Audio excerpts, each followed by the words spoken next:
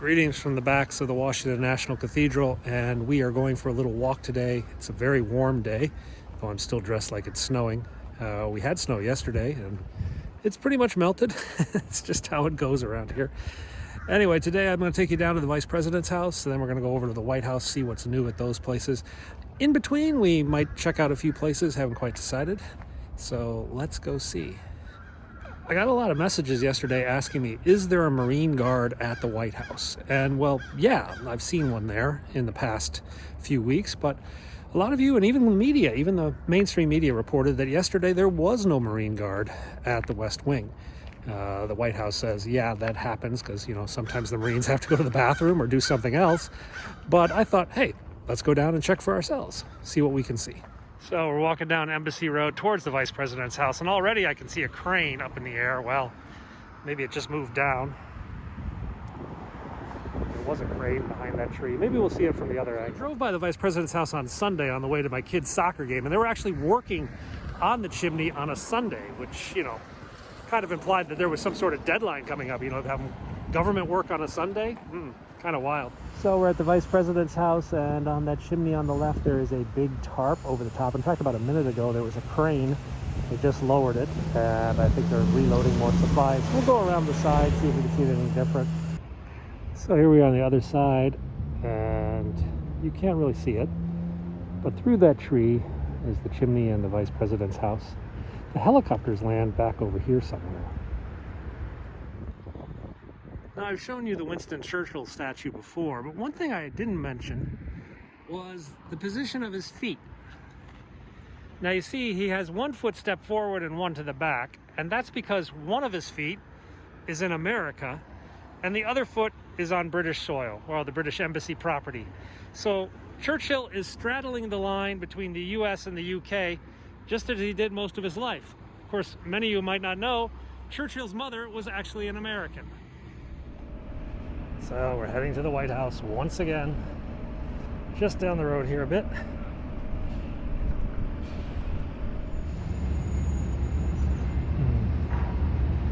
Can't see anything through the press tents, so we got to move over to the side. Okay, I just took some photos, and I think I did see the Marine standing between those two columns way in the background there. We'll have to zoom those photos up when I get home, but I'm pretty sure that's where he is. The Sentinel, the Marine Corps Sentinel. What a beautiful day today. Blue skies, and the yard is kind of cleaning up. And we just saw a semi-tractor trailer move one of those little housing trailers there. They just pulled that out, and of course the platform is gone. That's been gone for about the last week. Hopefully they can finish this cleaning up in the next, God knows, a week or so, and then they can decide about maybe removing this fence so we can all get a bit closer to the White House again. Anyway, the White House flag is at half staff right now because of President Biden's request to honor those who had passed away in the coronavirus. Hey, look at that. They're taking down the fence. The inner fence is being removed. Well, that's a good sign. There's another semi-tractor trailer here to pick up some of the pieces.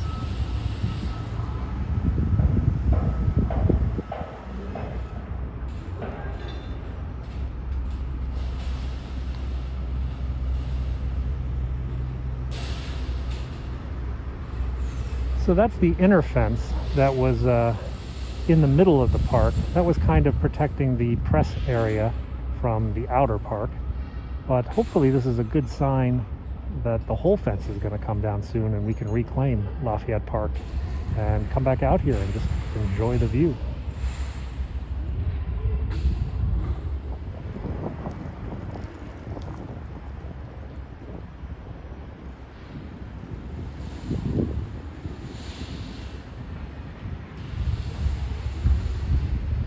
Positive development. This part of the park has been reopened for some reason. I guess this tiny little corner is open so we can get a little bit closer.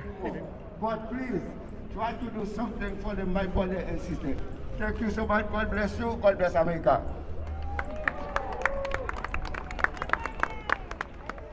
So guys, the wind noise was so bad I've had to re-record this while I'm editing. If you look at this alley right here, it looks like a nondescript alley in a big city, but reality is, this is the secret back door to the White House. If you go down this alley, there's a big vault entrance to the Treasury Annex. And if you get down in the Treasury Annex, there is a tunnel over to the Treasury.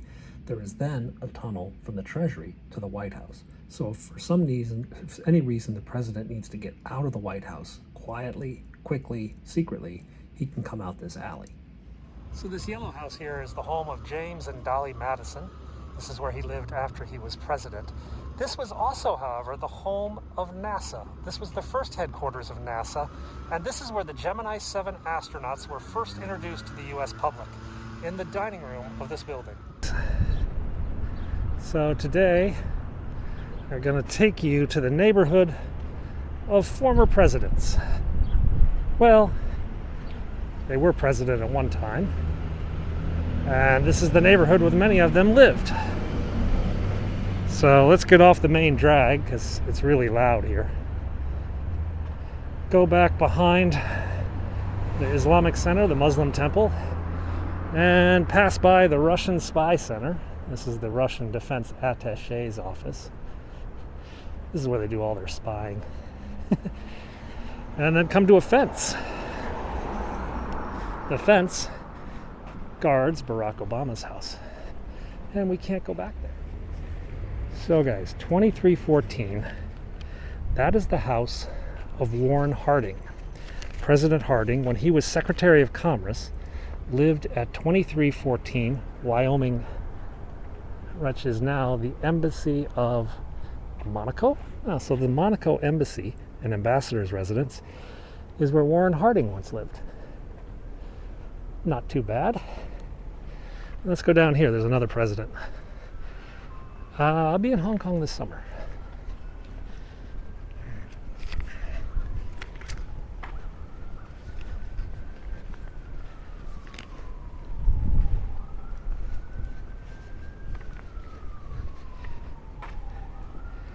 So that was 2314 Wyoming. Now we've got to go to 2215 Wyoming, which is just over here. Interesting, a lot of the flags are at half-staff today. That's the Polish flag, I think. Must be the Polish ambassador's residence.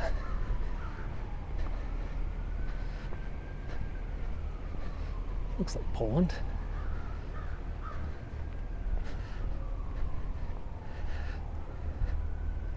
QW, yep, Poland Embassy Annex. All right, so this next house is going to be over on the left.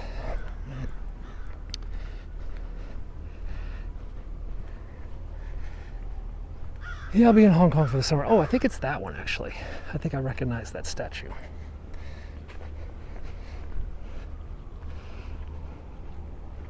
So, this house here, 2215, this was the house of William Howard Taft, President Taft.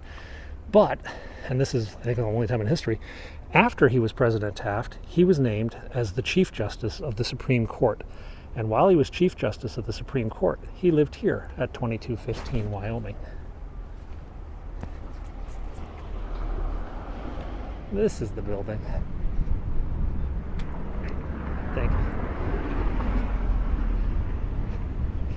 They've got such beautiful old buildings down here.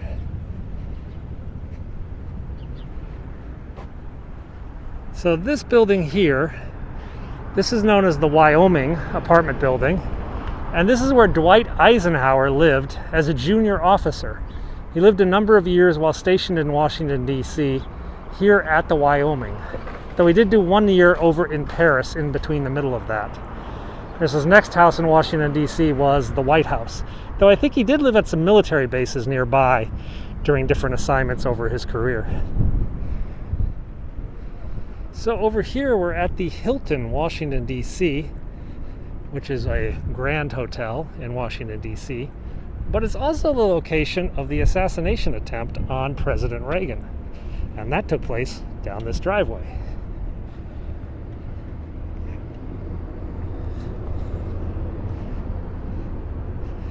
President Reagan was speaking at this hotel to a group of union leaders, if I recall.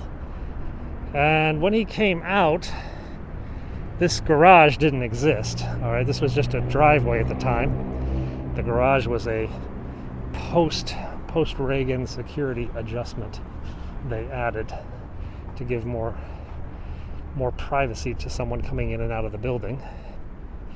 But we can go over here to this side. Right over here was where John Hinckley was standing. John Hinckley was the gunman. President Reagan came out of the door there, walked across this sidewalk to his waiting limousines, and John Hinckley fired from here at the president. He hit Press Secretary Brady, he hit a DC policeman, and he hit a Secret Service agent. One bullet hit the limousine and ricocheted into Ronald Reagan's underarm and punctured his lung. And that all took place right here at this intersection, just off Connecticut Avenue. So this house at 2121 R Street was where Franklin Delano Roosevelt lived while he was the Assistant Secretary of the Navy. So the other day I showed you the ambassador of Myanmar's house. It's that White House just down there on the right. And that's where Chief Justice Hughes lived. And he was a Supreme Court justice, but he was also the 2016 Republican nominee for president who lost to Woodrow Wilson, who's actually his neighbor, because Woodrow Wilson lived just up these steps. So we're at the intersection of 23rd and S Street Northwest, and right over there is 2300 S Street Northwest. Currently the Embassy of Myanmar, and I just mentioned, of course, the ambassador of Myanmar lives down there in the former Supreme Court Justice's house. But the Embassy of Myanmar is actually located in Herbert Hoover's former house. Herbert Hoover used to live here before he went on to become the president. So this house is owned by Jeff Bezos of Amazon.com fame. This was the former textile museum, and he bought it and repurposed it. It's right next to Herbert Hoover's old house, which is right there. And then down on this side is the Woodrow Wilson house. This is where President Wilson moved after he finished his term of office. It's now a museum called the Woodrow Wilson House Museum, dedicated to his life and to the cause of international world peace. Now it's open in non-COVID times. This house here was the home of Alice Roosevelt Longworth, the first daughter of President Teddy Roosevelt from his first wife, who passed away at a very young age. Alice Roosevelt went on to marry Nicholas Longworth, who was a congressman, very powerful congressman. Now, Alice Roosevelt lived a very, very long life. She went to the White House under 18 different administrations. Up through Jimmy Carter's era, she would attend White House functions. She was known as being quite the socialite, gossiper, and she even had a pillow on her couch that said, "If you can't say anything nice, come sit next to me."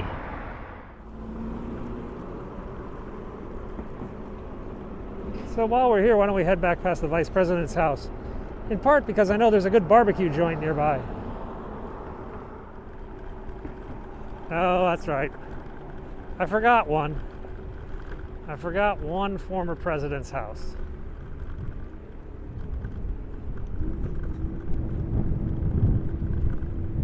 So let's not be too remiss.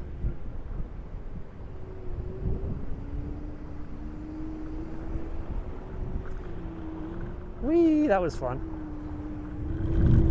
And here it is.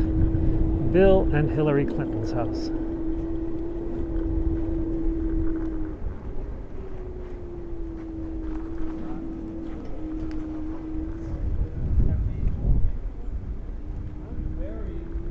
Bill and Hillary Clinton live up here.